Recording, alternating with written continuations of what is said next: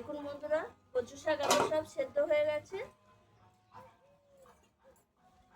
এই দেখুন কচু শাক সব সেদ্ধ হয়েছে। আর কিছুটা আমি ঘরে দিয়ে দিয়েছি, মানে একবার ওটা সেদ্ধ করতে হলে এই কড়াই কত ছোট 3-4 বার সেদ্ধ করতে হতো, তার জন্য আমি এটা 2 বার দিয়েছি। আর ঘরে কিছুটা সেদ্ধ হয়েছে, পরে নিয়ে আসবো।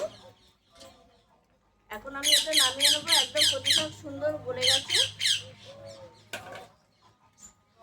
জলটা ছেঁকে নেবো।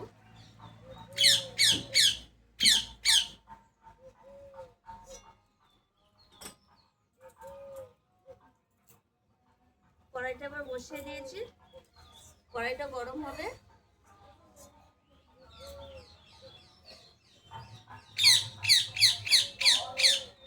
কড়াইয়ে আমি দিয়ে দেবো সর্ষের তেল।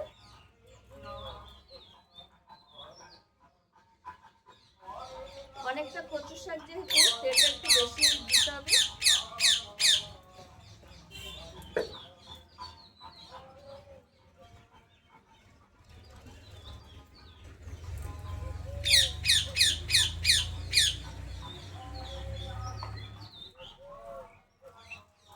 ফোড়নে আমি দিয়ে দেবো শুকনো লঙ্কা,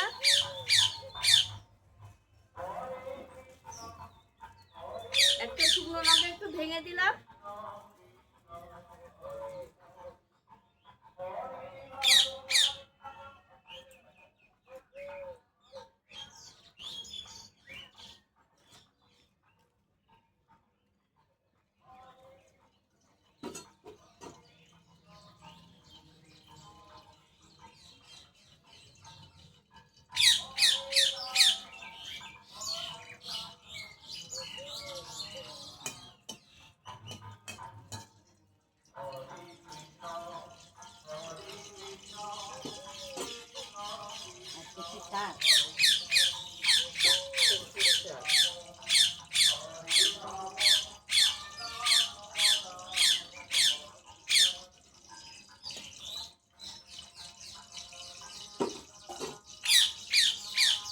এবার আমি দিয়ে দেবো নারকেল কুড়ানো।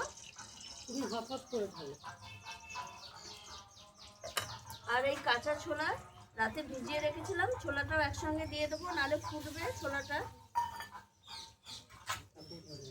এর মধ্যে আমি দিয়ে দেবো একটু আদা বাটা,